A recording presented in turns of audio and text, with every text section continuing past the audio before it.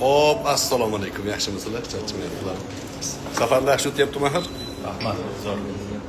Xitoydamiz. Xitoy Guanzhou shahrida tadbirkor do'stlarimiz bilan O'zbekistonda hamma joydan bormiz, a? Vodiydan, Toshkentdan, Vohadan, hamma joydan. Tojikistondan ham, ha? Tojikistondan ham do'stlarimiz bor ekan. Xitoyda katta yarmarka bo'lyapti. Yarmarkadan ko'zlangan maqsad butun dunyoda tadbirkorlarni jalb qilib, yangiliklarni o'rtoqlashish, ishlab chiqarishga aloqador, qurilishga aloqador bugungi fazada texnologiya aloqador narsalar bo'lyapti. Endi tijorat masalasi har bir davlatda, har bir xalqda o'ziga xos madaniyat bilan rivojlangan. Tijoratni ko'pchilik tavakkul hech narsani o'rganmasdan qilishga bosh uradida, keyinchalik muammolarni boshidan o'tkazadi. Ko'p odam muammolardan bir narsa qilib chiqishga harakat qilib chiqadi ham. Lekin ba'zi odamlar u muammoni to umrining oxirigacha yecha olmaydi, og'ir yukni orasida qolib ketadi. Bu narsani asosiy sabablaridan biri tajribasi bor odamlar bilan o'rtoqlashmaslik, maslahat olmaslik. To'g'rirog'i ilm o'rganmaslik. Tijorat bu albatta tavakkulga suyanadi, lekin ilmiy asoslarni o'rtaga qo'ygandan keyin ma'lum bir qismda tavakkul qilish kerak. 100% tavakkul bilan qilib bo'lmaydi bunaqa tijoriy ishlarni, chunki sarmoya o'z oilangizga tegishli, xalq o'laroq bir millatga tegishli iqtisodiy umurtqa, iqtisodiy poydevor hisoblanganligi uchun buni o'ylab ilmiy asosga suyanib tasarruf qilish kerak. Tijoratchini to'g'ri iqtisod bilan noto'g'ri iqtisodni ajratib olishlik majburiyati bor. Bizni eski qadimgi tilimizda nima deyiladi buni? Farz deyiladi, to'g'rimi? Tijoratga kiryapsizmi? Tijorat ilmini o'rganish farz. Tijoratning ilmlari ko'p, lekin siz qaysi sohada shug'ullanyapsiz, o'sha sohani bilimlarini o'zlashtirish farz. Tijoratchida qaysi millat bilan yoki qaysi soha bilan shug'ullanayotgan bo'lsa, o'sha sohani atmosferasini, oldi berdisini, sifatini, muddatini, bularni hammasini o'zlashtirish kerak. Agar sherikchilik qilayotgan bo'lsangiz, sherikchilikda nimaga e'tibor berish kerak? Savdoni turida sherikchilikda nimalarga amal qilish kerak? Bularni bilishimiz kerak. Boshida bitta qoidani bilish kerak tijoratchi odam. Bizni to'g'ri iqtisodimizda bosh omil qoida bor. U nima? Zararga rozi bo'lmaganga foyda berilmaydi. Mana shu qoida shu. Hamma tijoratni, hamma sherikchilik bo'lsin, hamma muzoraba bo'lsin, murobaqa bo'lsin, bularning hammasida shu qoida asos bo'lishi kerak. Shartnoma tuzayotganingizda qarshi taraf sizga taklif qiladi yoki siz taklif qilasiz. Taklifning xulosasida menga zarar kerak emas, menga foyda berasan desa, bu shartnoma bo'lmaydi. Noto'g'ri bo'ladi. Zulm ustiga tushib qoladi. Nimaga desa, men zararga kirmayman degan odam sarmoyasini 100% kaforatlab oladi. Qarshi tarafni foyda qilish, zarar qilish ehtimoli nechiga-nechi? 50-50. To'g'rimi? Foyda qilib qolishi ham mumkin, zarar ham qilib qolishi mumkin. Foyda qilsa u hay. Foyda qildi, pulini oldi, yaxshi. Zarar qilsa nima bo'ladi desa, zarar qilsa qarshi taraf minusga kiradi, bu tomon foydada turaveradi. Mana shu qoidadan kelib chiqadiki, shu qoidadan sherikchilikka aloqador foyda olgan odamga oylik berilmaydi degan qoida bor. Ikkinchi qoida bu. Nima ekan? Foyda olgan odamga oylik berilmaydi. Oylik olgan odamga foyda berilmaydi. Bu qoidani eshitgansizlar? Kim eshitgan? Eshitmaganmiz. Hayotiy qonun. Ko'pchilik bilmaydi. Shunga bog'liq emasmi? O'zi shu. Hozirga tasavvurlasizmi? Aha, qaytaramiz. Birinchi qoidani eshitdingiz-a? Birinchi qoida nima edi? Oylik Birinchi qoida. Ziyoga rozi bo'lmasa, Zararga rozi bo'lmaganga foyda ham berilmaydi. Bu birinchi qoida. Bu asos bu. Tijoratning asosi shu. Sizlar o'zingizlarning tijoratingizda, sherikchiliklarda o'zingizlarga qonun qilib olinglar. Doim sherikchilikda bu asos bo'ladi. Endi shu qoidadan kelib chiqadi, foyda olgan odamga oylik berilmaydi, oylik olgan odamga foyda berilmaydi. Tushunarlimi? Bu nima degani desa, endi sizlarga savol. Sizlar kim sherik ishlayapti hozirgi kunda? Qo'l ko'tarsin. Sizda sherik bor. Kimda sherik bor yana? Sizda sherik bor. Ularda sherik bor. Qolganlar yakka bo'ri ekan. Yo'q, o'zi hammada sherik bor. ishchi bor, oylik Yo'q, tadbirkor foydasi shuku. Bitta o'zi bo'lsa, ikkinchi sherikni Alloh qiladi. Обязательно shunaqa bo'ladi. Yo'q, u tomonga o'tamiz. Hozir yana bitta gap aytaman, o'sha tomonlarni ham tushunib olamiz. Yaxshi tushunarli. Endi savol. Sherik ishlaganlarga savol. Yoki oldin ishlagansizlar, hozir bo'lmasa ham ishlaganmiz. Sherik ishlab turgan paytinglarda kimdir ko'proq ish qilganligi uchun oylik olganmi? Yo'q.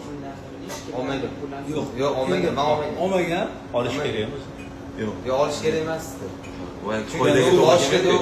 Qoidaga to'g'ri kelmaydi, lekin hayotda real bormi? Masalan, deylik, siz ishlayapsiz, sizni sherigingiz buxgalteriyani yaxshi biladi. 60 ga 40 bo'lishyapsizlar-yu, lekin bu buxgalteriyani qilayotgan bola aytayaptiki, menga oylik ham ajratib qo'yaylik. Baribir buxgalterga beramiz-ku deysiz.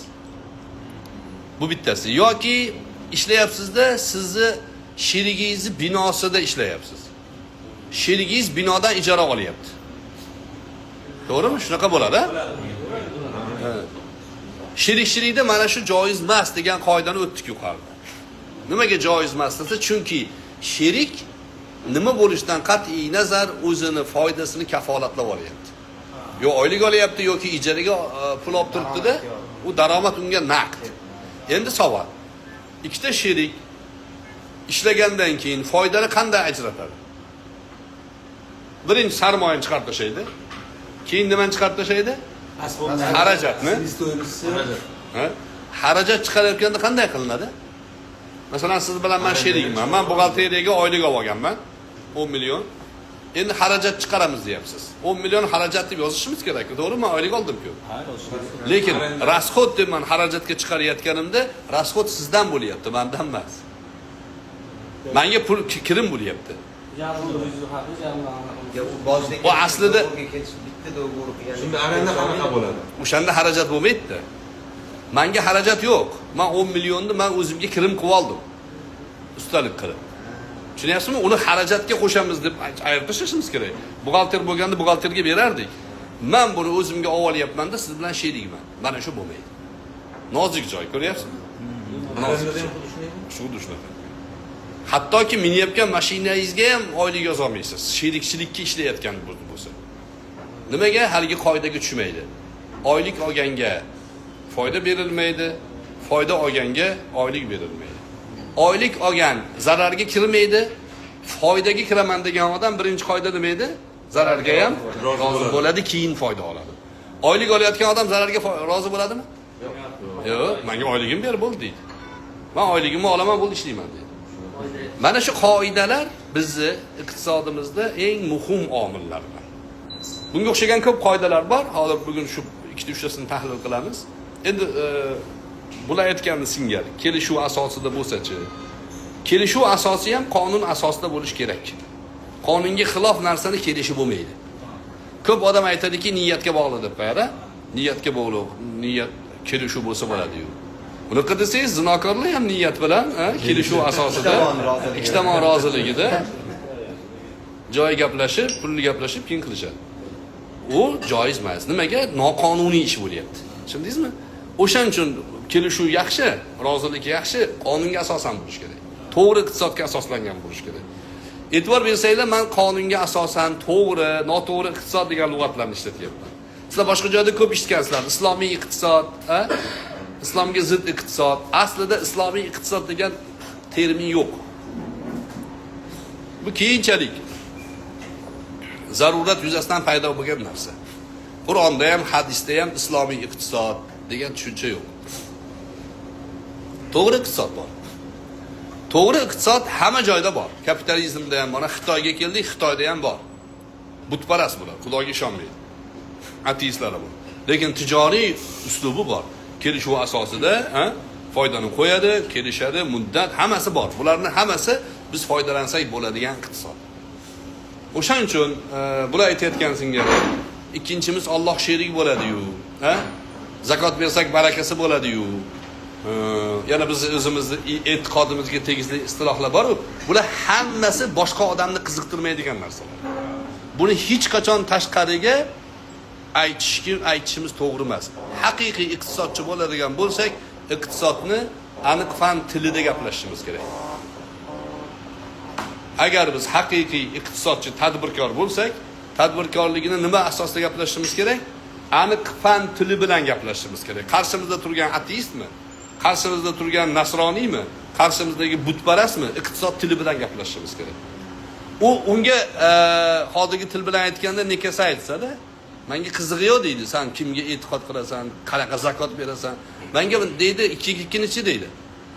To'g'ri deydi. Bo'ldi, to'g'ri hisob kitob qilamiz deydi. Ya'ni endi bizga ma'lum bo'lyaptiki, biz faqat musulmonlar orasida, O'zbekistonda, Vodiyda yoki Toshkentda biznes qilib yurganimizda bu ishlayotdi. Tashqariga chiqsak bu ishlamay qoladi endi. Haqiqiy tadbirkor dunyo bilan integrallasha olish kerak. Dunyoni jalb qila olish kerak, dunyoga gapini o'tkaza olish kerak. Haqiqiy tadbirkor iste'molchi emas, ishlab chiqaruvchi bo'lish kerak. Ishlab chiqarish faqat modda emas, mol emas, g'oya ham bo'lish kerak. Odamlar faqat mol sotaman deb o'ylaydi, lekin bizga boshqa dunyoni tijoratchilari g'oya sotib o'tiribdi. Fikr sotib o'tiribdi. Eng qimmat narsa fikr, esdan chiqarmaydi shu. Tijoratda yurishida 3 ta narsa muhim. Bir tijoratni paydo bo'lib, оборотga aylanishligida 3 ta narsa muhim. Birinchisi g'oya. To'g'rimi? G'oya bo'ladi, keyin uni atrofida ishlanadi. Endi shu g'oyani amalga oshiradigan kim kerak? Ikkinchi komanda kerak. Bu ham qiyin hozirgi kunda, to'g'rimi? G'oya hammada bor. Hammada bor. Hech qo'ldan ish kelmaydigan odam ham divanga o'tirib olib g'oya beraveradi. Buni qilsak bo'lmaydimi, buni qilsak. Uyda tovuqxona qurmagan. Sizni uchastkangizga kelib maslahat beradi. Buni bu yog'ini bunaqa qilsa bo'lmaydi. Bunaqa deb. U g'oya bo'ladi, hammada bor, lekin uni amalga oshiradigan komanda tuzish bu san'at bu. Komanda tuzish kerak, komandani jamlash kerak. Mana shunga o'xshagan safarlarda, shunga o'xshagan suhbatlarda meni asosiy ya'ni maqsadim mana shuni tushuntirish. Biz bittamiz, bitta kuchga egamiz, ikkitamiz 100 ta kuchga ega bo'lishimiz mumkin. Tabiiy fanlarda birga birni qo'shtiruvchi bo'ladi, 2 bo'ladi. Tijoratni tabiiy aniq istilohi yo'q. 2ga birga birni qo'shsangiz 100 dan bo'lishi mumkin. Chunki qobiliyat, bu yerda sifat qo'shiladi, son emas. Sonda birga birni qo'shsangiz 2 bo'ladi. Bir bilan bir tengmi o'zi? Sonda teng, sifatda teng emas. Nimaga? 1 kilo tilla bilan 1 kilo kumushning farqi bor. Ikkalasi 1 kilo, lekin sifatda farqi bor. Tijoratda sifat muhim, ya'ni komanda muhim. Eng yaxshi odamni pulini ayamaslik kerak. Ishlatmoqchi bo'lsangiz, arzonroq ishchi emas, qimmat olsa-olsin, lekin ishni zo'r qilish kerak. Chunki siz masalan restoran ochsangiz, hozirgi kunda kamida 500 ming, ba'zi restoranlar 1 million sarflayapti. Restoranni ochasiz. Ochgandan keyin u restoranni yurgizishda siz o'zingiz bo'lmaysiz-ku, to'g'rimi? 1 million sarflab qo'ygansiz, o'tiribsiz. Restoranning yuzi kim bo'ladi? Ofisant bo'ladi. Klient bilan kim gaplashadi? Ofisant gaplashadi. Bo'lsa 5 million, 10 million so'm oylik oladi. To'g'rimi? 1 million pulingizni 10 million so'm oylik bilan dabdalasini chiqarib qo'ya oladigan o'tirib oladi. Deydi, o'tga borsang xizmat yaxshi emas deydi. Pulni men tikkanman, nima qilay deydi. Ofisanting yaxshi emas ekan deydi. Komanda muhim. Komandani zo'r qilish kerak. Ayamaslik kerak. Uchinchisi nima? Birinchisi nima ekan? G'oya. Yaxshi, tekis g'oyaga pul tikiladi. Ilgari uyi taxminan qurilardi. Bilasizlar, hasharda qurilardi. Fundamenti quyilardi, anaqasini yog'ochini qoqilardi, tabbakni guvalani urilardi, bo'ldi, uy bo'lardi. Endi hozir uy uchun nima qilinyapti? Birinchi chizmasi chizilyapti, g'oyasini olinyapti. Bitta xatoni 2 marta qaytara olmaslik uchun pul berilyapti unga. Yaxshi uyga 10 ming, 15 ming, 20 minggacha pul beradi. Oyani chizib berishga. To'g'rimi? Ikkinchisi komanda dedik-a. Uchinchisi sarmoya kerak. Sarmoyasiz harakat nolga teng. Sarmoya bo'lish kerak. Sarmoya tikasiz. O'sha sarmoyaning ham hisob kitobi bo'lish kerak. Masalan, restoran ochmoqchisiz, restoranga sizga hisob kitobda pul beradi.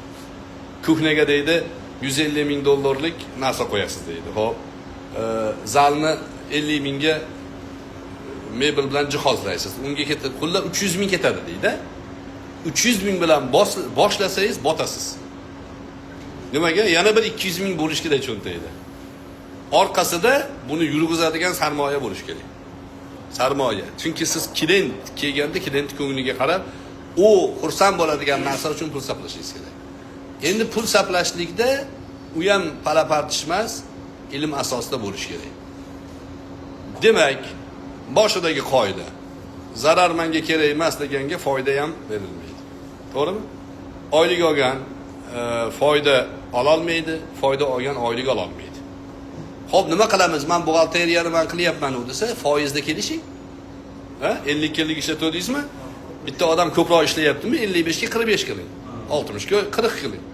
Ko'proq ishlayotgan hissadan olsin. Tavakkulga kirsin ya'ni.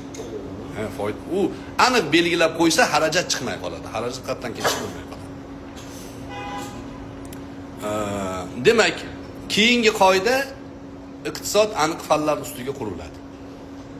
Hissiyot, e'tiqod, baraka bo'ladi. Ha? Zakot bersak pulimiz kamaymas ekan, Alloh taolo baraka berar ekan degan tushunchalar sizni aldaydi. Endi shu joyda bir narsa bor. Tadbirkor odamda ikkita ko'z bo'ladi. Ikki xil qarash. Bir narsaga ikki xil qaraydi. Birinchi qarash iqtisod tili bilan qaraydi. Tadbirkorlik, matematika tili bilan qarash kerak. 2 kara 2 4 deb qarash kerak. Chunki hisob kitobi shunga qaraydi. Qancha cho'ntagingizda pulingiz bor, qanaqa hisob kitobingiz bor, qancha mol olib kela olasiz, qancha ustiga qo'yib sota olasiz, xarajat qancha. Bularni aniq hisoblash kerak. Juda ko'p tijoratchini hisob kitobi to'g'ri bo'lmaganligi uchun foyda chiqmay turaveradi. Chunki xarajatni bilmaydi. Qatki xarajat qilsangiz bilmaysiz, xarajat yozmasangiz bor-ku, g'or deydi-yu, ro'zg'or kirib ketadi hamma yo'q. Ba'zi tijoratchilar bor, ishlaydi, bitta foyda ko'radi, ikkita foyda ko'radi, uchinchisini mol yo'lda kelyapti-yu. Uni foydasini hisoblab mashina oladi o'shaning foydasiga. Ha? Bu katta xato bu. Nimaga? Chunki tijoratchi aniq ko'z bilan ko'rish kerak. Tabiiy bo'lgan, ya'ni e'tiqodiy bo'lgan tushuncha bilan harakat qilmaydi. Tijoratchini tili birinchi tili bu. E'tiqod biz o'zimizning foydamiz. Gap bo'lishi mumkin emas. Musulmon odam bir qadam oldinda turadi. Nimaga desa, musulmonning e'tiqodida hamma odamga foydam tegish kerak deb harakat qiladi. Insonga inson ko'zi bilan qaraydi-da. Haqiqiy musulmon faqat musulmon taraf, faqat millatchi bo'lmaydi-da. To'g'rimi? Butun insoniyatga foydasi tegadi.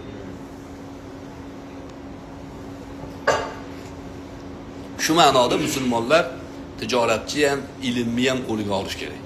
Chunki biz qo'limizga olganimizda, biz ilmga ega bo'lganimizda butun insoniyat foyda ko'radi. Hozir tijorat, ilm, fan radikal jamoalarning qo'lida bo'lganligi uchun ular bir qismga foyda beryapti-da, qolgani hammani qul qilib ishlatyapti. Bu nimani evaziga desa, ikkinchi ko'z bor. Ikkinchi ko'z propaganda ko'zi deydi. Propaganda ko'zi. Eshitganmisizlar? Propaganda nima o'zi?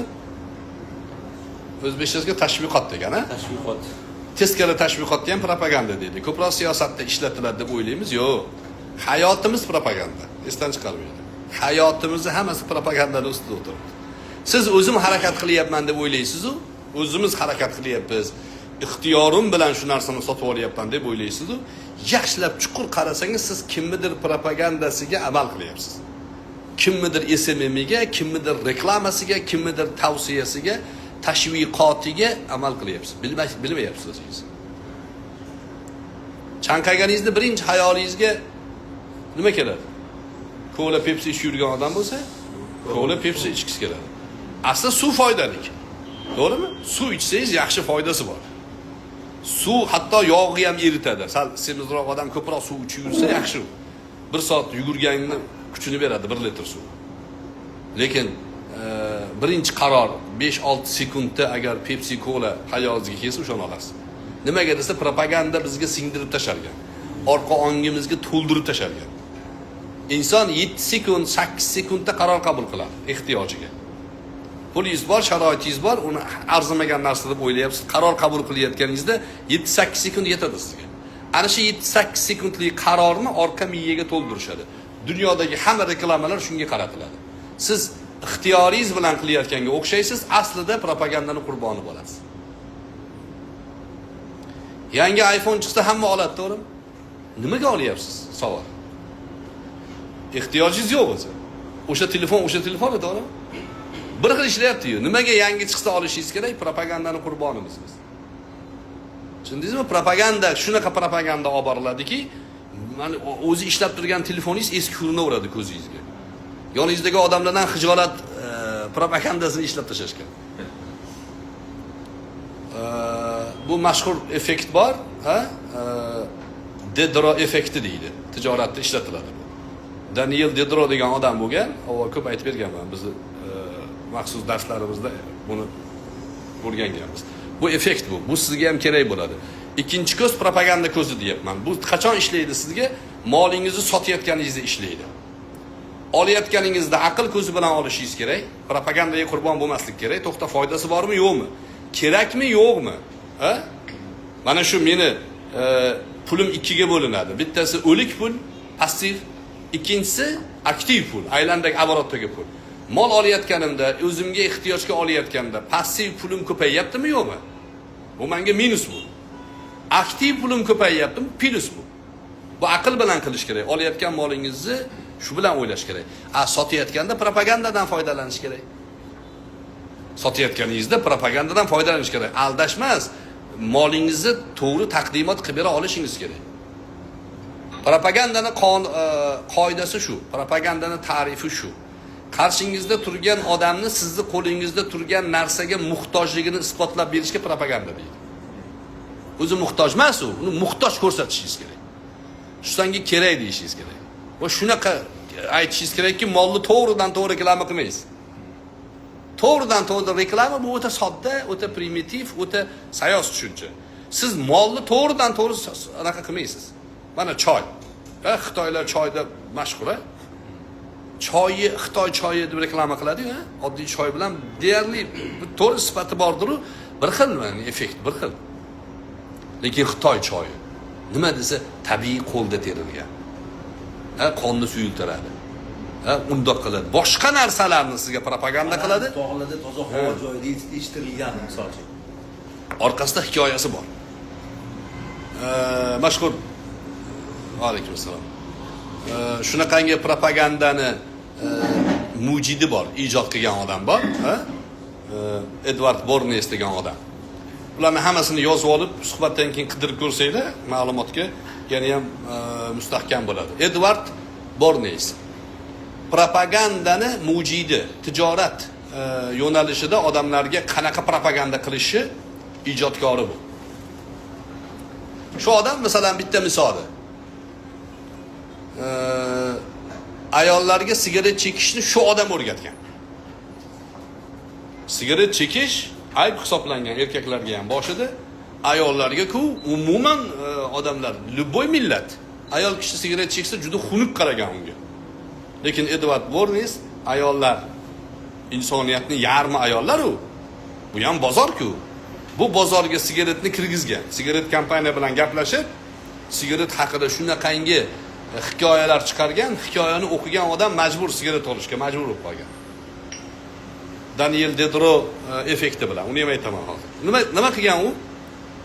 Sigaret degan shunday narsaki degan. Bu xuddi Janna Darkni qilichiga o'xshaydi degan.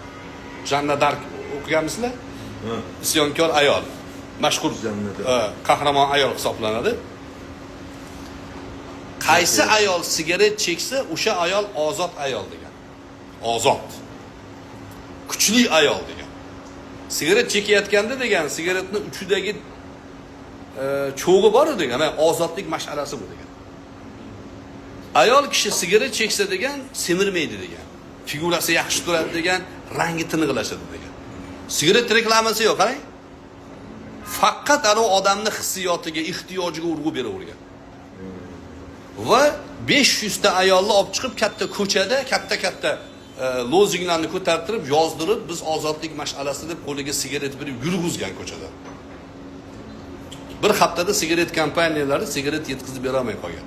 Shu darajada urfga kirganki, ayollarga gul berish emas, sigaret berish moda bo'lgan.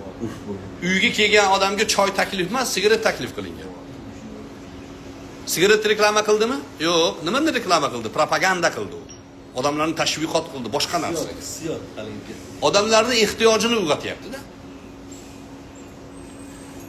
Sariq sochli ayollar go'zal bo'ladi degan propaganda tarqatishgan. Sariq sochli ayol go'zal bo'ladimi? Ayolning xunigi bo'lmaydi o'zi aslida. Lekin bu sinflayapti. Nima deyapti? Sariq sochli ayollar go'zal bo'ladi. O'zi asli bu yerda nima propaganda bor? Kraska sotish bor. Sariq kraskani sotish propagandasi bor. Mana propaganda mana shunaqangi ko'z bilan bo'ladi. Siz ishlab chiqarish qilasizmi, mol sotasizmi? Har bir tijoratingizni orqasida hikoya bo'lishi kerak, shart. Hikoyasi bo'lmasa, sizni propaganda maydonida o'rningiz bo'lmaydi va siz tijoratda muvaffaqiyatga erisha olmaysiz. Endi Daniel Diderot effekti degan narsa bor. Buni ham yozib qidirasizlar. Bu nimadan kelib chiqqan desa, moslashuv effekti deydi buni, moslashuv. Misol uchun deylik, Daniel Diderot o'zi yozuvchi bo'ladi. Bunga o'rtog'i qizil pijama sovg'a qiladi. Qizil. Chiroyli qizil pijama. Qizil pijamani kiyib olib, uyda o'tirsa, qarasa, stol to'g'ri kelmayapti qizilga. To'xta deydi, men buni almashtiraman deydi, stolni almashtiradi. Stolni almashtirdi, qizil pijamada o'tiribdi, gilam to'g'ri kelmayapti. To'xta deydi, gilamni almashtiradi. Gilamga parda to'g'ri kelmayapti. Pardani almashtiradi.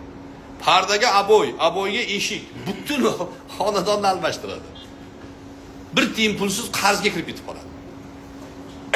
Oxirida aytadi, men deydi, eski pijamamni kiyganimda deydi, u menga xizmat qilardi deydi. Yangisiga men xizmat qilyapman deydi. Unga qul bo'ldim deydi.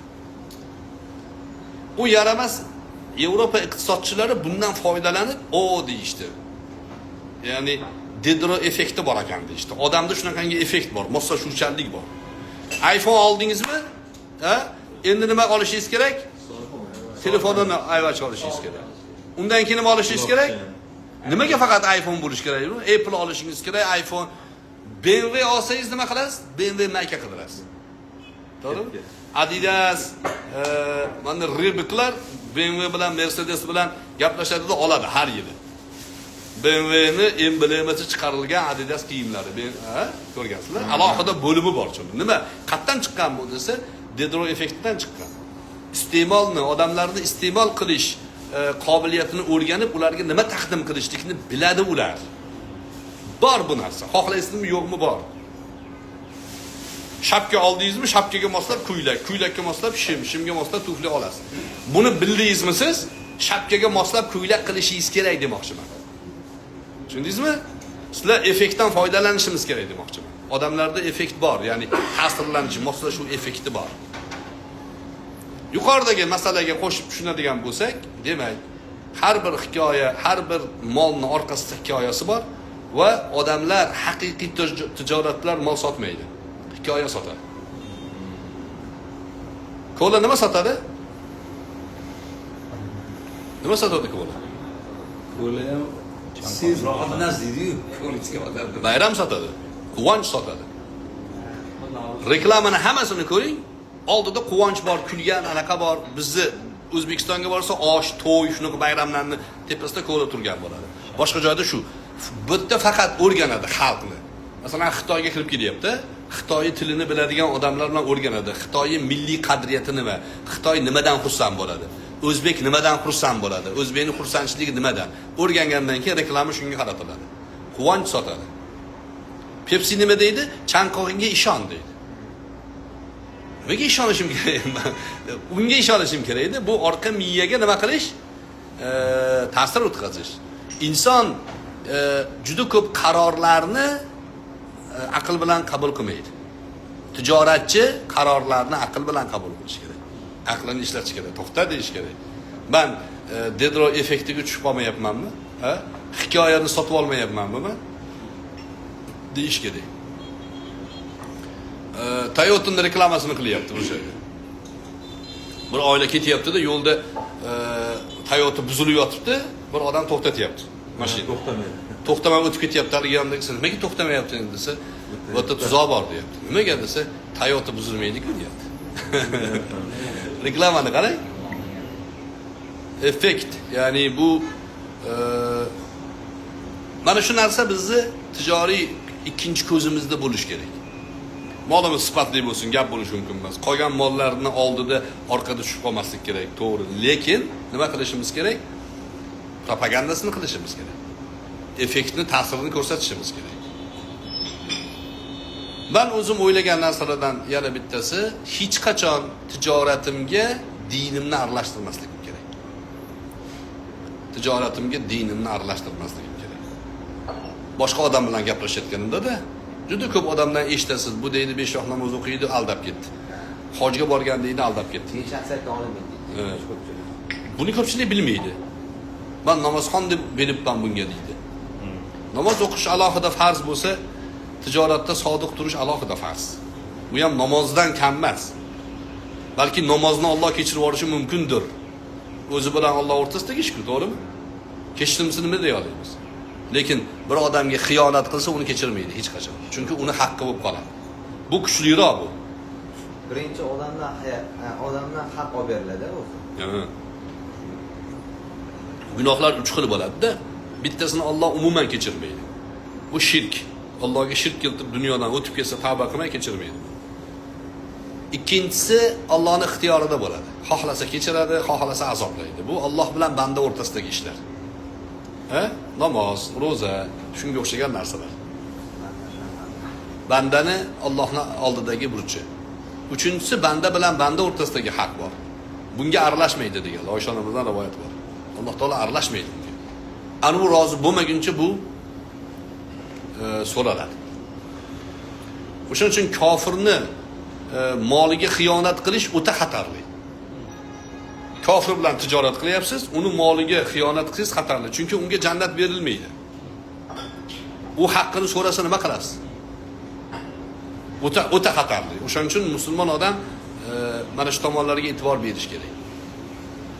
Ko'p joyda savol berganman, sizlarga ham shu gap. Zakot bersa kamaymaydi degan tushuncha bor, ha? Nima deb tushunasizlar shuni? Zakotni ber Payg'ambar alayhisolamning hadis bor.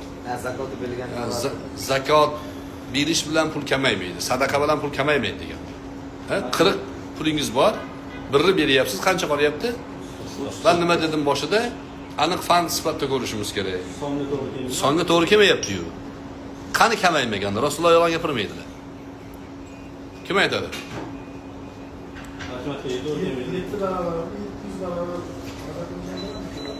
Bu haligi gapimiz biz. Bizning e'tiqodimizga tegishli. Menga aniq fan bilan tushuntirib bering. Zakot berdim, pulim kamaymayapti. Matematikadan to'g'ri keladi ekan. Men matematikaga to'g'ri keltirib beraman. Chunki Rasululloh yolg'on gapirmaydilar. Birni bersak, uni olasan degan. Yo'q, bor. Matematika to'g'ri beriladi. Nima kim qanaqa tushunadi shuni hayotiy birga bir bo'lishga. Kim top beradi? O'ylab ko'ringlar, kamaymayapti lekin. Aslida kamayapti. Qatga ketdi iqtisod tili bilan. O'sha bir qayoqqa ketdi? Investitsiya qiyomatga. Investitsiya qiyomatga. Yo'q, e'tiqodi bor odamning gapida u, bizning gapimiz u. Butparast keladi, misol uchun, ateist keladi. Ateist keladi. Mana hadisda deydi, seni payg'ambaring deydi, zakot bersa kamaymaydi degan. 40 dan birni berding, 39 qoldi-ku, kamaydi-ku deydi. Qanday javob berasiz? Bu odamga javob berishdi. Savol. U musulmon emas u. Oxiratga ketdi, baraka desangiz, nima deganingiz? Yaxshi birodarim. Nima foyda ko'rdingiz? Yo'q. Siz yaqinlashdingiz. Siz yaqinlashdingiz. Xo'p, o'sish ikki xil bo'ladi. Shuni esdan chiqarmaydi. Yuqoriga o'sish bor, yonga o'sish bor. Yuqoriga o'sish faqat sizni pulingizni o'zingizni ustingizga qo'yib borsangiz shunaqa bo'ladi. Bu kamayadi. Lekin yongi o'sishda kamaymaydi. Menda 40 bor, bu kishida 39 bor. Men birni bularga berdim. Menda qancha qoldi? 39. Bularda qancha bo'ldi? Ana ko'paydi bular. Kamaygani yo'q. Bizni e'tiqodimizda, bizni tushunchamizda har bir shaxs man hisoblanaman. Jamiyat bitta hisoblanadi. Tushunyapsizmi? Ko'payyapti bu. Bitta boy edik, 40 edi meniki. Bu kishi bir kam edi, bularga berdim, ikkita boy bo'ldi jamiyatda. Va bu pul kamaygani yo'q. Turibdi pul. O'zingizdan o'zingiz bo'lib. Ha. Wala ta'kulu amwalakum baynakum bil batil. Qur'onda molinglarni botil yo'l bilan yemanglar degan. Sizni molingizni meniki degan. Menikini sizniki degan.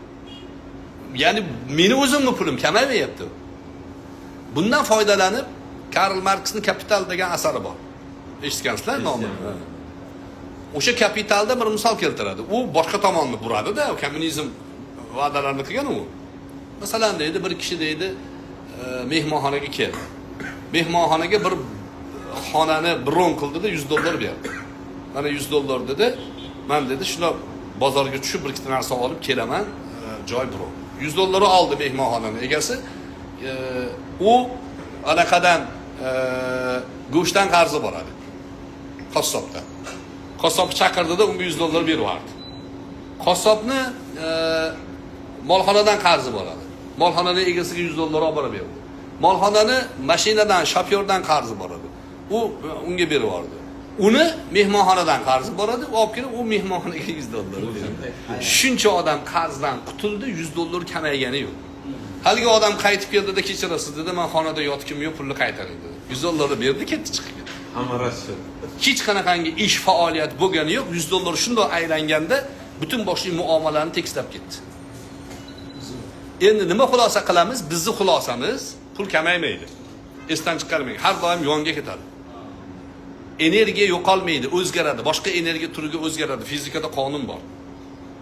Ha, Kapitalni yozgan Marks nima deydi? Pulni nima keragi bor deydi. Bu faqat muomalani buzarkan deydi. Buni bunga qarshi qo'yapti. Shu pulni olib tashlaylik deydi. Menga deydi, go'sht kerakmi? Sen go'shni ber deydi. Senga gastrinsa kerakmi? Men senga gastrinsani beray. Mana shunaqa qilaylik deydi, lekin bu umuman bo'lmagur narsa. Ha, sotsializm shu. Nimaga desa, insonlarni ehtiyojini qondirib bo'lmaydi. Uhud tog'idek tilloyingiz bo'lsa, ikkinchi Uhud tog'ini qidirasiz. Eng baxtli odam hech narsasi yo'q odam. Shunaqa desam, ba'zilar kambag'allarni haligi bosish uchun aytadi bu gapni. Yechanda kambag'al ham bo'lib ko'rganman, boy ham bo'lib ko'rganman. Kambag'alligimni hozir ham havas qilaman. Narsangiz ko'paysa xotirjamlik yo'qoladi. Qo'limda soatim bor, telefonim bor, naushnikim bor, yana nimam bor. Shu bittasi qolib ketaveradi qattiqdir. Har doim shu qolib ketmadimikin, qolib kelgan, qaytib kelaman. Tashvish shuni ustida-da. Hech narsam yo'qligida turib chiqib ketaverganman bu joyda. Ha, baxtli hayot kechirishlik pul ustiga qurilmagan. Pul ko'paygan sari tashvish ko'payadi. G'am ko'payadi. Demak, biz tijoratga o'zimiz e'tiqod tomonimizdan qarab turamiz, to'g'ri, baraka bo'ladi. Payg'ambar alayhisalom aytgan, shunaqa qilishimiz kerak deymiz-ku, lekin dunyo maydoniga tijoratga chiqmoqchimizmi? U joyda to'g'ri iqtisodni o'rganishimiz kerak. Har bir tijoriy hisob kitob bugun ITga bog'lanishi kerak. Sun'iy intellektga aloqasi bo'lishi kerak. Biz bu hisob kitoblarni to'g'ri shakllantirib olmaguncha foydamiz qancha bo'lyapti, yana qancha sarmoya tikishimiz kerak, topolmay o'tiraveramiz. Tijoratchilarning eng katta xatosi hisob kitobini bilmasligida. O'sha yerda o'tirganlar hammasi jamiyat ichida oldi odamsizlar, ya'ni tijorat qilayotgan, bir narsani uddasidan chiqayotgan odamsizlar, lekin nechta tochkalar bor. Bitta tochkasi bor odam qiynalib, ikkita ostda oyog'i chalkashib, uchta bo'lsa boshini yo'qotib qo'yapti hozir bizda. Bu yaramas, KFC'ning nechta tochkasi bor? Starbucks'ning 40 ming tochkasi bor ekan. 40 ming. Yer yuzida 40 mingta tochkasi bor Starbucks'ning. Tepada bittasi yo'q o'tiribdi. Qanaqa boshqaryapti? Hisob kitob bilan. Sistemani to'g'ri qo'ygan. Nimaga undan biz o'rganmasligimiz kerak? Asli ular bizdan o'rganib, bobolarimizdan o'rganib yo'lga qo'ydik-ku. Bizda o'rtada uzilish bo'ldi. Ateistlarning qo'lida qolib ketdik, nima bo'lsa bo'ldi bizda. Ta'lim orqaga ketib qoldi, odamlar mustaqil bo'lganimizda hamma o'zini tijoratga urdi. O'sha paytlarda bilasizlar, bir qarasangiz Eronga qatnagan, bir qarasa Polshaga qatnagan. Nimani olib kelsa sotildi. Chunki bo'g'ilgan edi-da, eshiklar bekitib tashalgan edi. Eshik ochilganda bo'ldi. Lekin ozgina konkurent bo'lib hamma chiqishni boshlagandan keyin bankrotlar boshlandi. Tijoratni bilmagan ham kallasini tiqaverdi-da. Pulni hisob kitobini bilmaydi. O'rtada tarjimon yo'q, tilni bilmaysiz, tarjimon uxlatib ketadi. Oddiy tilni bilmaymiz. Misol uchun. Bularning hammasi millatni umumiy fikri jamlanganda rivojlanadi. Bir millatning oyoqqa turishligi ikkita, uchta odamning fikri bilan bo'lmaydi. Hamma fikrlash kerak. Ertalab o'rnimizdan turganimizda bugun nima kashfiyot qilishim kerak, bugun nima xalqqa yordamim tegar deb odamlar o'ylashni boshlasa, millat oyoqqa turadi. Chunki kuchimiz, katta kuchimiz, hammada qobiliyat, hammada imkoniyat bor. Sion davlatini ikkita odam qurgan. 2 dona odam. Hozirgi zolimlar, la'natlangan qavmi 2 dona odam davlatini qurgan. Theodor Herzl bilan Emmanuel Carasso. Kinoni o'shandan ishlashgan. Bor o'sha butun boylarni yig'ib birlashishimiz kerak degan. Oramizdagi ixtilof, oramizdagi bir-birimizga adovat chekada qolsin. Birlashishimiz kerak degan. O'rtaga pulni tashattirgan g'oya bor, komanda bor, pul bor. Dunyoning 80-90% shularning qo'lida tijoriy masalalar. Boykot deganda ularga reklama beryapmiz. Boykot deganda. Shu narsalar so'ramoqchi. Boykot masalasi. Hozir bizni qilishimizni to'g'ri masala. Boykotning ham orqasida falsafasi bo'lishi kerak. Boykot deb bir narsani ichmayman desangiz, o'rniga boshqa narsa bermasangiz, boykot emas bu. Aytdim reklama. Ha, reklama. Ustimizdan kuldi ham bular. O'rniga boshqa narsa bermasa, yo'q, men hozir shaxsiy odamlar bu fatvo siyosiy fatvo deyiladi. İçmagan odam ichmasin, yemagan odam yemasin. Yemaslikka targ'ib qilinadi, misol uchun. Lekin buni halol harom masalasi shar'iy tomondan ayta olmaysiz. Chunki iste'molida harom narsa bo'lmaganligi uchun harom deb bo'lmaydi. Lekin u o'zingiz uchun prinsip qilsangiz, u zarari yo'q. Lekin bu bilan emas yechim. Ha, yo'q. Yechim bu bilan emas. Men boykot degan narsani esimni taniganimdan beri eshitaman. Esimni taniganimdan beri. Men tug'ilmasimdan oldin ham boykot deb baqirishgan edi 1967-yillarda. O'sha paytda 10% bozorni egallagandi bular. Boykot deyildi 30% egallab oldi. Boykot 80-90% egallab olishdi. 90%. Misol uchun deyman-da, o'rniga yo'q qilishmayapti. Hozir qilyapti mana.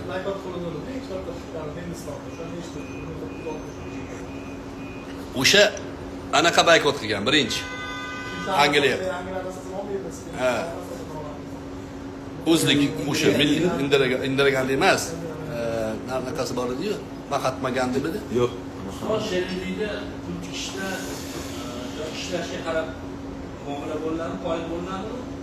Ha, hozirga kelamiz. Bu savol-javob o'tamiz, ammo biz gapimizni xulosalab qo'yaylik. Demak, bugungi suhbatimizning xulosasi. Qoida. Birinchi qoida nima ekan? Asos, fundament asosi.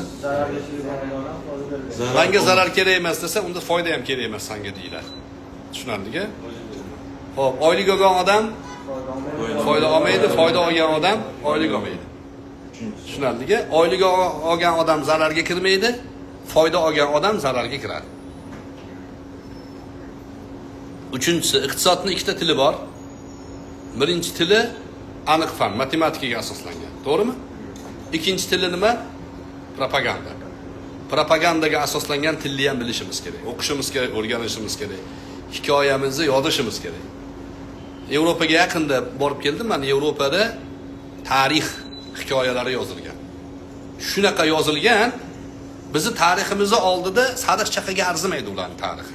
Bizni tariximiz bor, Jaloliddin Manguberdilar, Amir Temurlar, Firdavsiylar, Shiroziylar, bularni ya'ni hikoyasini odamlarga qilib bersangiz, bor-ku odamlar deb yoradi. Bizda ajdod shunaqa bo'lganmi deb yoradi.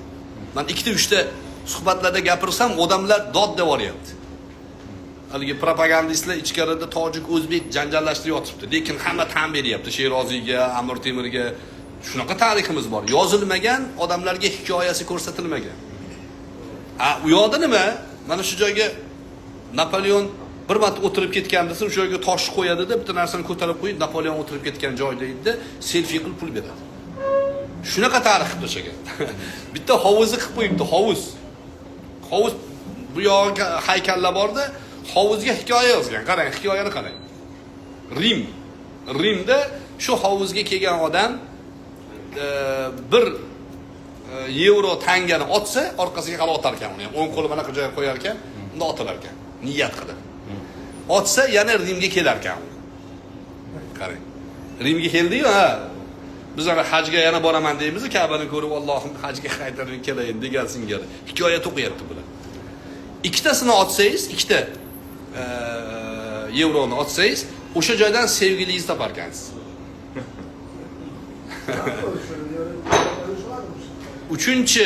Uchta otsangiz tangani. 3ta otsangiz, o'sha joyda uylanar ekansiz. Baxtli oila qurar ekansiz. Hikoya bu. Hech bitta asosi yo'q, hech bitta narsasi yo'q. Lekin shunaqa narsa qilib hikoya qilishgan. Endi sizga hikoyaning orqasidagi foydani aytayinmi? O'sha hovuz 1 yilda bir marta tozalanar ekan. Tanga yig'ilar ekan, 1,5 million dollar pul tushar ekan. 1,5 million dollar. 1 yilda. Qaysi biznesimizda biz 1 million foyda qilyapmiz? Oddiy propaganda bilan hikoya to'qib qilyapti. Hikoya bo'lish kerak, esdan chiqarmang shuni. Logan bo'lish kerak. Ya'ni slogan deydi. Logan, ya'ni sizni o'sha gapni gapirganda hayolingizga o'sha kelish kerak. Kango desa nima hayolingizga keladi? Zvachga keladi, to'g'rimi? U tiqib tashashgan miyamizga.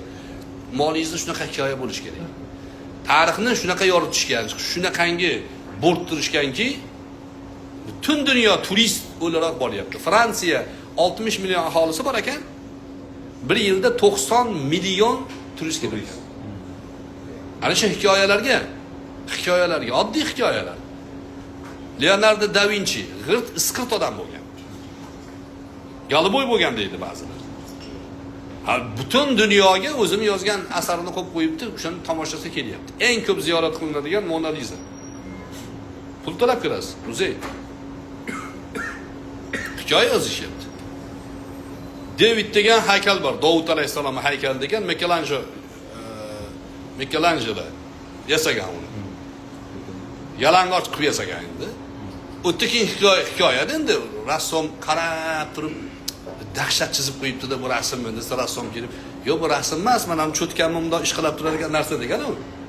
Odamlarga qo'yib bersangiz, rasmdan hikoya topadi o'zi. Chunki hikoya to'qilaverib, odam falsafa qidiradi. Yalang'och bir odamning suratini qilgan Michelangelo. Bitirgandan keyin qo'ldagi anaqasini asbobini yerga tashab, "Nimaga jim turibsan, gapirmaysanmi?" deb o'rgan ekan-da. Bu ham bir hikoya. Ko'rsangiz endi o'xshatganda yaramas. Lekin nimasi bor uni? Nima foydasi bor insoniyatga? Jamiyatga nima foydasi bor?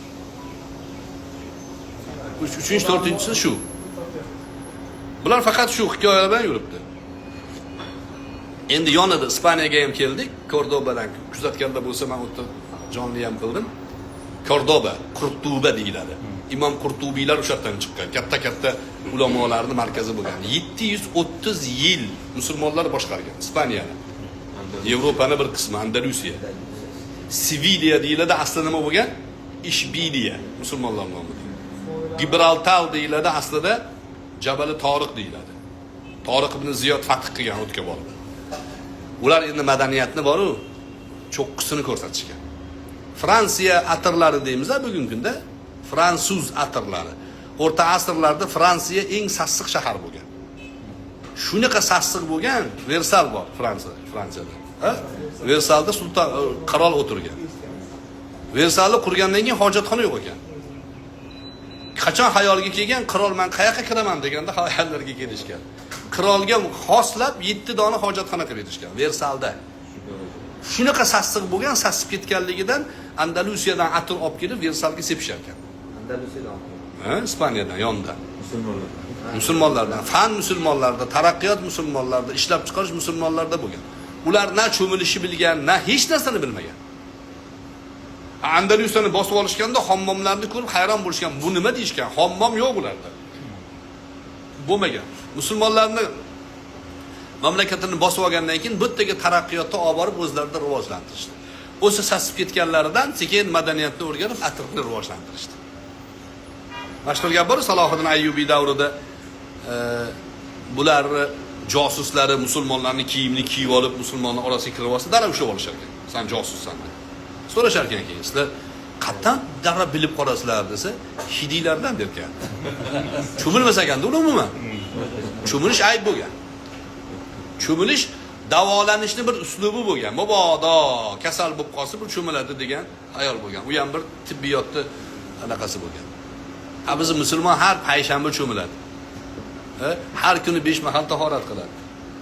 Bu katta madaniyat bo'lganda bizda. Ana shu propagandani ular 90 million aholini chaqiryapti. 90 million. Endi Fransiyaga borsangiz, misol uchun borganlar bor. Bitta gastitsada bir kunligingiz 200-300 dollardan turasiz. Eng kamida qancha pul tishab kelasiz o'tga? 1000 dollar tishab kelasiz. 90 millionni 1000 dollarga ko'paytiring, qanchaga? 9 milliardmi, 90 milliardmi? 90 milliard. Bir yilda 90 milliard turizm o'zi olib kelib beryapti shunda. Nimaga? Propagandaga. Hikoyaga. Amir Temurning hammomi bor Samarqandda. Amir Temurning tug'ilgan joyi bor. Amir Temurning binolari bor. Buxoriyning maqbarasi bor. Maturidiyning maqbarasi bor. Dunyoda 2 milliard musulmon bor. Mana qiladigan ishda. Bularni qilish kerak. Samarqandliklar bo'lsa, Buxoroliklar bo'lsa, Farg'onada Farg'oniyning anaqasi bor, marqadi bor. Marg'iloniyning anaqasi bor. Tug'ilgan joylari bor, Rishton bor. Nimalarimiz bor bizda? Butun dunyo musulmonman degan odamlarning xayoli turgan joy bor. Bizga borsa hojatxonamiz yo'q. Teskari qol, to'g'rimi? Hozir sal yaxshi bo'lyapti, lekin turistni ta'minlab beradigan sistemamiz yo'q. Men turizm bilan shug'ullanaman. Doim o'ylayman shuni. Kamchiligimiz juda ko'p. Restoranlarimiz talabga javob bermaydi. Mehmonxonalarimiz yetarli emas. Ko'chada pit stoplarimiz yetarli emas. Hozir endi sekin-sekin qilyapti. Men sifat tarafdoriman har doim. Mana shu Lukoil, anaqalarni quryapti. O'sha dunyo standartiga javob beradigan kirgiz keladi. Sal qimmat bo'lsa ham, misol uchun shu yerga kirgiz keladi. Hamma uslubi qilib qo'ygan. Yo'lda ketayotgan odamga nima kerak? Shunday qilgan. Bizda qurut sotib o'tiribmiz-da yo'lda hali ham. Sot qurutimiz milliy brend gap yo'q, lekin shunaqa qilginki, o'sha yo'limizda yurgani kelsin fransuz. Havas qilmaydimi ular? Pullari ko'p. Qari-qarilar keladi bizga turist bo'lib. Nima hikoya muhim? Tijoratimizda. Hikoyani Yevropada borib targ'ib qilish kerak. Yevropaliklar shu bu yoqqa kelsin. Bizda ham turizm rivojlansin bizda. Yo, o'sha kelsa javob berishimiz kerak edi. Yo'limiz javob bermayapti. Yo'q, bu katta sistema bu. Men buni gapirishimdan maqsad hammamiz shu fikrda bo'lishimiz kerak. Hozir meni hayolimda menimcha harakat bo'lyapti-yu, pullik yo'llarni qilishimiz kerak. Mana Xitoyda shu yerda yuribsiz. Taksiga o'tiring, shunday ketayotganda taksini to'xtatyapti, yo'l pulli. U pullik yo'lda odamga nima deydi? Imkoniyat yaratib, sharoit yaratib berasiz. Boshqa joyda radarga tushsa, bu yerda tushmaydi misol uchun.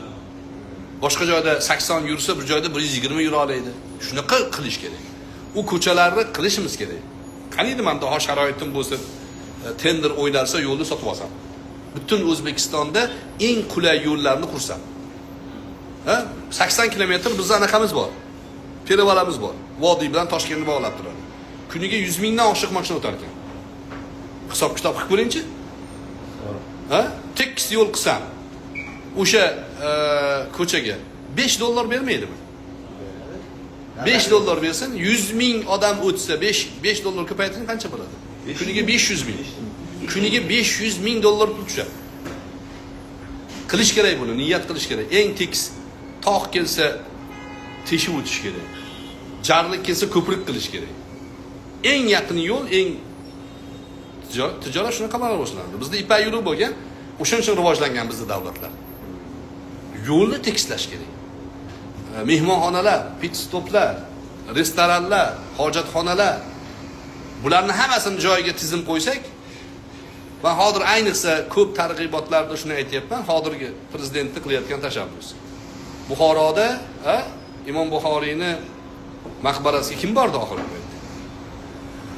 Shunaqa qurilyapti, qurilganda atrofida kamida bir 20 ta mehmonxona, 5 yulduzli. Tayyor shunaqa sistema qilinyapti, ekosistema. Ya bu katta narsa. 2 milliard musulmon bor yer yuzida, 2 milliarddan oshib. 2,5 milliard bo'ldi hozir taxminan. 10% kelsin qancha bo'ladi? 200 milyon. 200 million odam keladi. 10% kelsa, hamma qarab o'tiribdi Buxoriyni bir borsam deb. Biz ham hikoya yozsak bo'lmaydimi? Hajdan oldin Buxoriga kelishlaring kerak edi. Yozishgan-ku bir paytda. Bu yolg'on, to'g'ri, lekin fazilat deb aytsak bo'lmaydimi? Buxoriyni ko'rib ketib, Qur'ondan keyin eng sahih kitob buniki desak, 200 million, mayli 20 million kelsin Buxoriyda. 20 million odam bizni O'zbekistonga $1000 tashab ketsin, qancha bo'ladi? 2 milliard. O'zimiz xalqimizning Sen takrorlayver. 2 million. $1000 bo'lsa, $1 bo'lsa 20 million, $10 bo'lsa 200 million, 20 milliard. $100 bo'lsa 20 milliard. 20 milliard. 20 milliard. 10% kelmaydimi? Keladi. Butun Malayziya qarab o'tiribdi, Turkiya qarab o'tiribdi. Naqshbandiy bor. 9 ta pir bor. Bularni shakllantirsak, bular hammasi tasavvuf, dunyoning tasavvufini egalari imomlari bular. Buni shakllantira olmaymiz. Nimaga bizni orqaga ketib qolganmiz desa, bizni o'zimiz bilan o'zimiz ovora qilib qo'yishgan. Qarang, hali ham musulmonni yoqasidan yopishgan, hali ham bir-biriga sen kofirsan, murtad deb o'tiribdi-da. Anu Yevropa tamom bu cho'kib bo'lgan axloq tomondan. Tamom bu bo'lgan, lekin shularni ko'tarmaylik. Davay iqtisod deyapti-da ular. Davay siyosat, davay oldinga deyapti. O'sha narsani biz shakllantirishimiz kerak. Maqsadimiz siz kelib bitta yarmarkada qatnashib nimadir molni olib ketib emas, fikr ham olib ketishimiz kerak. Fikr. Endi boshqacha qarash kerak. Dunyoga boshqacha, topgan pulingizni, topgan molingizni nima rejalarga qurish kerak. Odamlar 1 yillik, 5 yillik, 10 yillik reja tuzadi. Siz 10 yillik, 20 yillik, 100 yillik, 500 yillik reja tuzing. Rejangiz davom etsin. Vafot etib qolsangiz ham davom etsin g'oyalaringiz. Chunki baribir bir kun kelib oyoqqa turamiz. Biz qo'lga olmaguncha insoniyat foyda ko'rmaydi. Hozir iste'molni ko'ryapsiz-ku. Gollandiyadan urug' olib kelasiz, ekasiz, yana yilga urug' bermaydi shu. Bu zarar insoniyatga. Nimaga desa, biz iste'molchimiz faqat. Qani ber yeyman, qani ber yeyman deb turibmiz. O'zbekda zo'r maqol ber, ursang o'laman, bersang yeyman, ha? Bu molmizmi biz? Faqat yeb o'tiraveradigan. Biz ham agar biz zo'r urug' chiqarsak, ha? 1 kilo bitta urug'imiz 100 kilo pomidor bersa, ha? Shuni qaytadan ekib yana shunaqa ko'paytirsa insoniyat foyda ko'radimi? Nimaga uning ichiga terminator tiqib qo'yapti ular? Ularda insoniylik yo'q. O'shaning uchun biz qo'lga olishimiz kerak. Biz har bir kasbingizni sidqidildan qilishingiz kerak. Xalqqa foydasi bo'lsin deyishingiz kerak. Xulosa shu, eng oxirgi qoida. Buni ham esdan chiqarmaydi. Tijoratda sizlarga kerak bo'ladi. Eng oxirgi bugungi suhbatning qoidasi. Siz odamlarning nimaga muhtoj ekanligini yaxshi o'rganib, o'shanga ko'ra harakat qilsangiz, eng yaxshi tadbirkor bo'lasiz. Yuqorida aytdik-ku, propagandaning qoidasi nima edi? Propagandaning ta'rifi nima edi? Tashviqot ta'rifi nima edi? G'oyani o'qitishda Yo'q. Hikoya. Shu ideya ber, qanaqa qilish. Ideya. Ondosligi. Ta'rifi shu Ta'sir edi. qilish. Ta'rifi shu edi. Propagandaning ta'rifi shu. Qo'lingizda turgan mulkni qarshingizda turgan odamga muhtoj ekanligini isbotlash. Ehtiyoj, sen muhtojsan shunga degan narsani isbotlash. Endi bunda nima qoida kelib chiqadi? Siz bu odamni nimaga muhtojligini bilishingiz kerak. Tushundingiz-a? Biz nimaga muhtojmiz? Buni o'rganib chiqishimiz kerak. Shu odam muammosini o'rganib chiqish kerak ekan. Bo'ldi. Muammoni zo'r o'rganib olsangiz, kim nimaga muhtojligini zo'r o'rganib olsangiz, siz zo'r tadbir. Yechim beriladi o'shanda-da. Keyin yechim qo'lingizda bo'ladi. Malaka arzon deganlaring. Yo'q, Elon malaka Musk sifatli. Elon Muskni o'rgansanglar aytadi. Elon Musk aytadi, men pul uchun qilmayman tijorat. Nima desa, odamlarning ehtiyojini qondirish uchun deydi. Musulmon emas shu, lekin musulmonlarning qonunini o'zlashtirib bo'lgan. Nimaga harakat qilyapti? Energiyaga. Bizning bugungi kundagi asosiy ehtiyojimiz nimada? Energiyada, to'g'rimi? Telefonimiz batareyasi o'tirib qolsa, darrov qidiramiz, qayerda zaryadga qilamiz. Yuragimiz ham tok bilan urib turibdi. Impuls. Hamma narsa energiyaga bog'liq. Bilasizmi, kuchli davlatlar atom energetikasiga urg'u bergan, kuchli davlatlar. Lekin 3-sort deb ular qarayotgan davlatlarga atomni taqiqlaydi. Bilasizmi, energiya. Butun boshli ilmmi? Fizika, ximiya, biologiya atom energetikasidan boshlanadi. Nimaga taqiqlaydi? Rivojlanib ketmasligimiz uchun. Tushunyapsizmi? Hozir prezident harakat qilyapti, qo'l qo'yyapti shu masala bo'yicha. Hammasi bosyapti. Yo, mumkin emas, anaqa, manaqa. Ekologiya bizlarda Yo'q, eng toza energiya bu ana shu energiya. Demak, biz mana shu ehtiyojni o'rganishimiz kerak. Shom bo'ldi. Bitta savolga javob berib qo'yaylik. Sizni savolingizga sheriklar nimaga ko'ra foydani taqsimlash kerak deyaptilar. Sheriklar kelishuvga ko'ra taqsimlaydi foydani. Sherikdagi foydani taqsimoti kelishuv asosida bo'ladi. Bir kishi ko'proq ish qilishi mumkin, bir kishi kamroq, bir kishi muhimroq, bir kishi o'rtacharoq, bir kishida sarmoya muhim bo'lishi mumkin, ish ikkinchi daraja. Ba'zida ish muhim, sarmoya ikkinchi daraja bo'lishi mumkin. Mana shunaqangi vaziyatlarga ko'ra uni kelishuv asosida bo'laveradi. Lekin zarar nima asosida bo'ladi? Kim aytadi? Zarar 50-50 mi? Yo'q, zarar qonun asosida, ya'ni qonun din belgilab qo'ygan zarar. Zarar teng bo'ladi zarar. Kelishuv asosida bo'lmaydi, din Zarar 50-50 bo'ladi. Ya 50-50 bo'lmaydi. Mehnat kimdir mehnat qiladi-ku. Yo'q, pul bilan kirgan. Sarmoya bilan kelishuv. Mehnatiga qo'yadi, puliga qo'yadi. Bo'ldi, esladim. zararni din belgilab qo'ygan. Sheriklikdagi eng aqlli masalani ma'quli Rashida oldi. Ha, zararda. Shu zararni Foydani kelishdik. Kelishuv asosida bo'lar ekan. Zararchi? Qilgan mehnatiga zarar ko'radi. Kelishuv deb ya. Rozi bo'lmagan foyda olmaydi. Kim Ha, pul bilan nima? kirsa Bu ham puliga. kelishuvdi. Men pul tiksam, siz mehnat qilsangiz, men pulimga rozi bo'lishim kerak, siz ana mehnatingizga rozi bo'lishingiz. Bu ham kelishuvku. Siz o'tgandek. Bo'ldimi, tugadimi xulosa? Xo'p. Foyda kelishuv asosida bo'laveradi. Zarar tikilgan pul miqdorida bo'ladi. 50-50 tiksak, foydani kelishaveramiz. 30 ga qilgan 70 ham bo'laveradi, 60 ga qilgan bo'laveradi.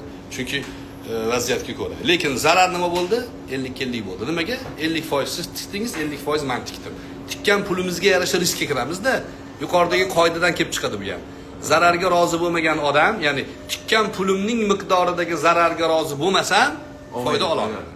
50-50 bo'ldimi? 50-50. Endi siz 60 tikdingiz, men 40 tikdim. Zarar nima bo'ladi? 60 ga 60 ga 40 bo'ladi. Siz 90 tikdingiz, men 10 tikdim.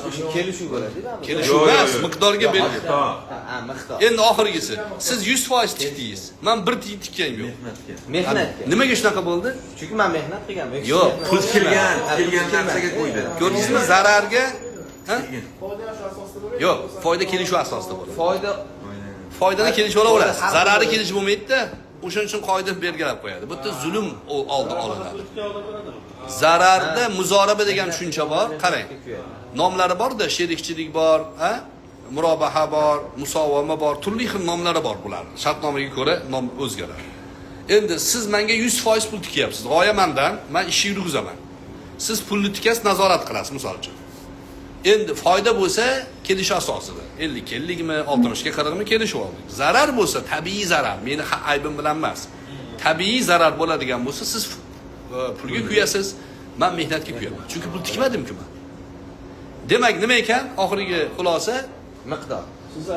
zarar aybi bilan bo'lgan odam 100% to'laydi. O'z mana sherik kalamiz. Ishga mas'uliyatsizlik bilan ayb bo'ladi. Shunaqa. Sizniki vazifani bajarmagan. Shartnomani tuzayotganda belgilaysiz bo'ladi hammasini. Siz pul tikyapsiz-ku. Shartnomada 1, 2, 3, 4 detallarni yozasiz. Kim nima ish bilan mas'ul? Kim qayerdan nima mol olib keladi? Bularni hammasini yozganingizdan keyin shu detalga, shu protokolga ko'ra, kelishuvga ko'ra kimnidir aybi bilan zarar bo'lsa, aybdor 100% to'laydi. 50-50 gap yo'q. Ha, tabiiy emas, buni aybi bilan bo'lyapti. Endi pul tikayotgan odamning aybi bilan ham bo'lishi mumkin. Masalan, hozir siz pul tikishingiz kerak, bugun kelishdik, bo'ldi. Bugundan boshlash kerak. Men ekin ekishim kerak yoki mol olib kelishim kerak. Hozir bozor ko'taryapti shuni. Siz 10 kun kechiktirib oldingiz kelishuvdan. Molni olib keldik, zarar bo'ldi. Zararga 100% siz kirasiz, men kirmayman. Xo'p. Qisqa qisqaroq shu. Yana bitta. Yana davom Xo'p. etadi. Bu mana o'zgaradigan anaqa. Shom Yet- bu senga o'xsham Siz bo'ladi. man ish mehnat qildim. 70 ga 30 kelishdik. Men 30 man, siz 70 siz. Faqat siz pul tikkansiz. Siz foydangizni yoki pulingizni chiqarib bo'lganingizdan keyin bu almashadi tushunishim bo'yicha. Shunaqami? Shunaqa qilsa bo'ladimi? To'g'ri bo'ladimi? O'z qoidasi bo'yicha men 70 olaman, keyin siz 30. Bu ikki xil bo'ladi. Qarang, to'g'ri savol beryaptilar. Chunki Ba'zi odam pul tikadi, o'zgaradi-ku. pul tikadida qarshi tomon mehnat qiladi. Va aytadiki, birinchi ko'rinishi. Hozir deydi 70 ga 30 ishlab turaylik deydi. Qachonki men sarmoyamni chiqarib olgandan keyin 50 yillik ishlaymiz deydi. Birinchi ko'rinishi bu. Bu bo'ladimi desa, birinchi shartnoma bo'ladi. 70 ga 30 kelishuv. Ikkinchisi va'da bo'ladi. Hali kelishuv emas u. Mana u odam majbur emas unga. Chunki do'g'ri ustiga do'g'ri qilib bo'lmaydi. Qilib bo'lmaydi. Shu qoida. Chunki noma'lum narsada u. Ha. Noma'lum narsaning ustiga shartnoma bo'lyapti. Chunki siz bu 70 ga 30 ni foyda qilib chiqarib olganingizdan keyin 50 yillik foyda bo'ladimi yo'qmi noma'lum. Bilmaysiz. Ha, yo'q narsaga shartnoma qilib bo'lmaydi. Siz 70 ga 30 ni kelishib ishlayverasiz, 70 dan o'zingizni foydangizni chiqaring, 30 dan bular chiqarsin-da, nima qilishingiz mumkin? 1 yillik shartnoma qilishingiz mumkin. 1 yildan keyin o'tiramiz, qaytadan kelishamiz. Ana undan keyin ishga, pulga ko'radi. Bu birinchi ko'rinishi. Endi ikkinchi ko'rinishi bor. Shuni ham qiladiganlar bor. Men deydi 100 ming tikaman bu ishga, siz yurgizasiz. Birinchi deydi, chiqqan foydadan deydi, meni 100 mingni chiqarib olamiz. Ha? Bu ham bor, ha? 100 ming chiqarib olamiz. Men keyin 50 yillik sherikka bo'lasan deydi. Joizmi shu desa? Joiz emas. Nimaga? Boshida qoidamiz nima edi? Zararga sherik bo'lmaganga foyda berilmas. Bo'lgandan keyin ham men sarmoyamni 100 mingni foydadan deb chiqarib olsam, o'yindan chiqib ketdim men. Pul tikkanda zararga rozi bo'lib tikkanimda men foydaga haqli edim. Pulimni olib chiqib ketgandan keyin zarar yo'q o'sha menda. To'g'rimi? Zarar yo'q. Endi aytadiki, meni pulim bilan bu ish bo'ldi desa, uni ham mehnati bor edi. To'g'rimi? Sen 100 mingni chiqarib olding, u bir tiy pul olgani yo'q. deyiladi. Unda nima qilinadi desa, siz foizga kelishavering. 50 yillikmi, 60 ga 40 mi? Siz sarmoyangizni o'zingiz birinchi ko'z bilan, arifmetik ko'z bilan, aniq fan ko'zi bilan hisoblab chiqarib boravering o'zingiz. 100 ming tikkanman, bu oy 5 ming foyda oldim, 95 mingga tushdi bu biznes. Yana oyga 10 ming foyda oldim, bu 85 ga tushdi. Hisobingizni qilavering o'zingiz. Lekin bu sherikni evazidan, sherikni hisobidan emas. bo'lmasa. Zarariga emas. Bo'lmasligi kerak. Sherik pulga tushib qolsa o'sha program ayollar bittasi ko'proq zararini qoplamayotsa mumkinmi? Bu endi xayriya ma'nosida bo'laveradi. Kelishuv asosida. Keyin tijoriy masalalarda sherikchilikda sud hal qiladigan masalalar bor. U oxiri borib nuqtaga borib yozuvchini taqdim qilish, shikoyat qilasiz. Bu o'tida tekshiradi, ya'ni zohiriga ko'ra. Ikkinchi yo'li bor sulh. Sulh sheriksiz, foyda qilgan kunlaringizdan bor, yaqin do'stingiz, sulh, kelishuv. Xiyonat qilmadimi? Xato bo'ladi hammada. Xatoni aytish kerakki, bo'ldi, bu safar deyish kerak, boshqacha qilamiz. Men kechdim. Men falonsini men ko'taraman desam, sudiga chiqmasa kelishuv asosida ketaveradi. Tushunarlimi? Rahmat. Baraka toping. Sog' bo'linglar. Alloh Salomat bo'ling.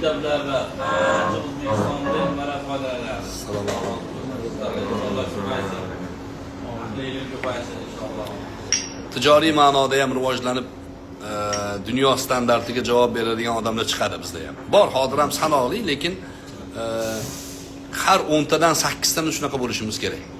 Bitta, ikkita parotchilar bo'ladi, hamma millatda bor.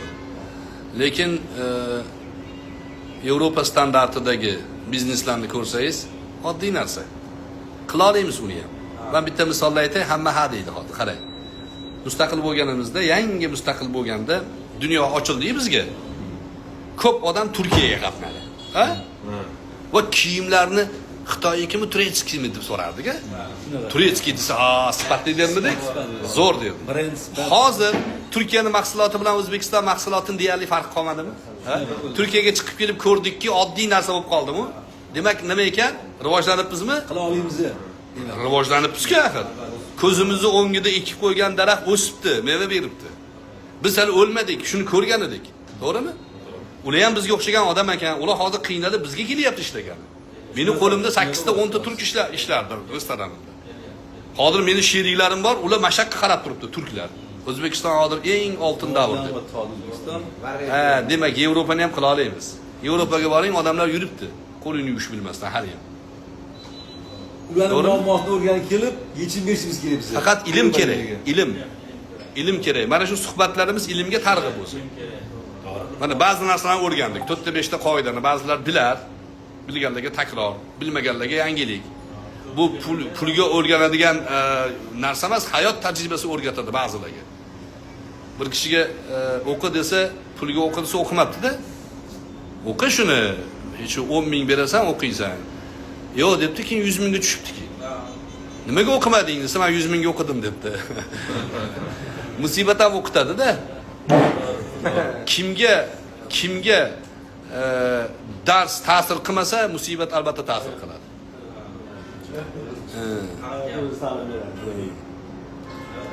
Hech kishi hayotdan olmasa ta'lim, unga o'rgata olmas hech bir muallimmi degan shunaqa Navoiyning gapi bor edi. O'shaning uchun bu mana shu narsalar men doim suhbatdoshlarimga ham tijoriy ma'noda 2000 ga yaqin talaba o'qib chiqdi mana shu tijoriy yo'nalish bo'yicha. Har doim aytganman, motivatsiya bermaymiz biz. Motivatsiya yaxshi to'g'ri narsa emas.